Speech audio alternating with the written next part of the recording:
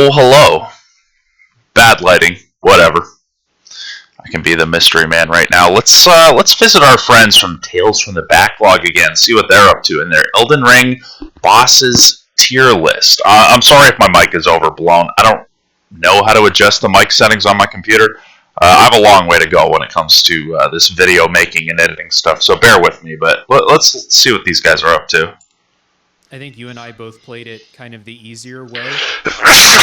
As I said in Fuck. previous episodes, I feel absolutely no shame in that. And if anyone is listening and is going to try and guilt me into feeling shame about the way I play, that will not happen.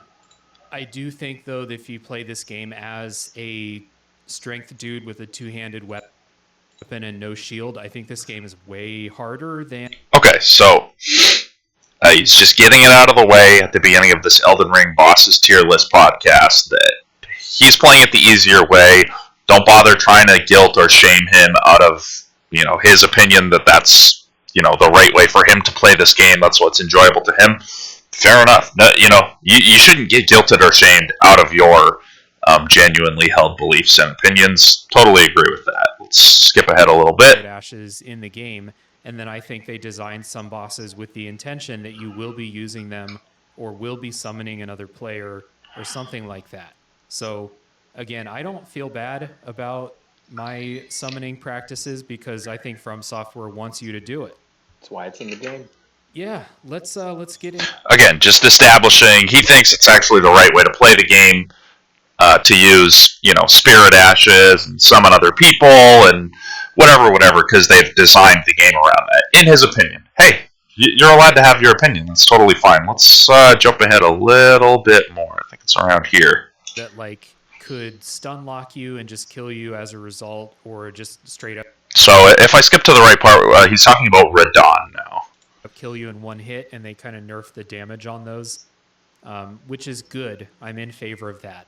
I beat him before the patch too, but then when the patch came out, there were a bunch of people on Twitter that were like, no, fuck that. I beat him without the patch. You have to too. It's the same people that say I paid my student loans. Everyone else has to also. It's the exact same type of person. I have him in S. So Radon got patched to make it easier. Apparently it was really brutal. I didn't play Elden Ring when it first came out, so I have no idea. I've never beat pre-patch Radon. But this is what I want to bring up, and this is what I find so annoying about people like this. Again, do I hate these people? Absolutely not. I sit and listen to the podcast because, in as much as I get insanely annoyed by most people and their voices and their mannerisms and their personalities and their ways of speaking, I find these guys on the lesser end of the annoying spectrum, even though I do get annoyed by them.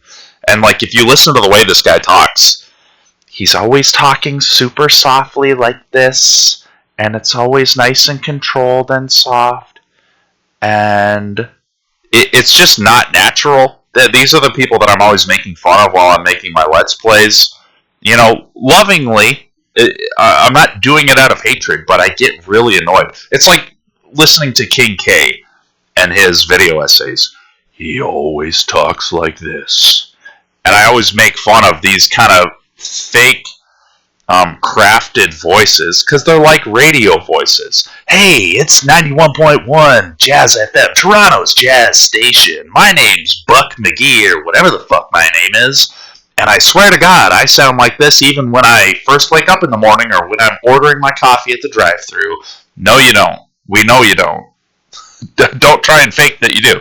I'm not saying people are trying to convince anyone that these are their actually naturally spoken voices, but I find it annoying that people use these put-on voices, but I'm getting distracted. The point is, he's got his opinion about how the game ought to be played for him. He doesn't want to be shamed or guilted out of his opinion. Totally understandable. But it's a firmly held opinion because he believes that the game was even designed for you to use the easy mode, so he's getting a little pushy with his opinion, I really think that people just should use this. But he's not pushing it that hard. No big deal. People are allowed to push their opinions anyway. But then, if you push your opinion that the game ought to be difficult and punishing, Which I'm not even saying that I personally hold this opinion. I get annoyed with people that try to push difficulty on me too. But what I'm annoyed at is that this host of Tales from the Backlog,